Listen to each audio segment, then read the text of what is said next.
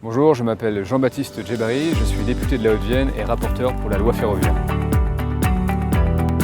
D'abord, vous savez que la situation de la SNCF, elle est préoccupante. Le réseau est vétuste, les finances sont dégradées avec 46 milliards de dettes et la qualité de service aux usagers a diminué.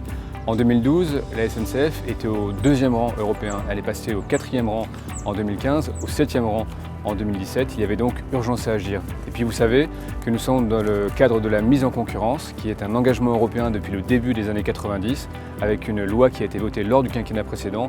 Et c'est une demande des régions, notamment pour maintenir les petites lignes.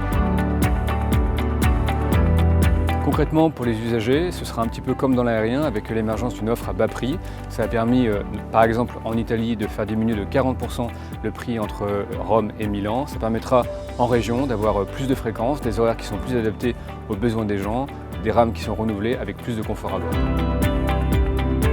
Alors d'abord, c'est la transformation de la SNCF qui est aujourd'hui régie par 3 établissements publics avec un fonctionnement assez administratif et des cloisonnements qui sont importants. On a un vrai groupe industriel unifié et le groupe public restera 100% détenu par l'État comme le sont toutes les entreprises ferroviaires en Europe.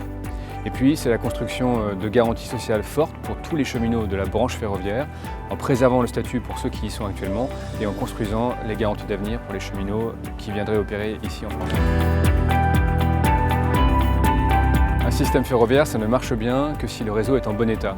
Et vous savez que le réseau français est dégradé, il a 30 ans d'âge en moyenne, parfois bien plus sur les petites lignes, à comparer avec 17 ans en Allemagne. Il faut donc régénérer le réseau. Les moyens vont être substantiels, puisque 2,4 milliards étaient dépensés chaque année pour la régénération du réseau. Ce sera 3,6 milliards pour les 10 prochaines années.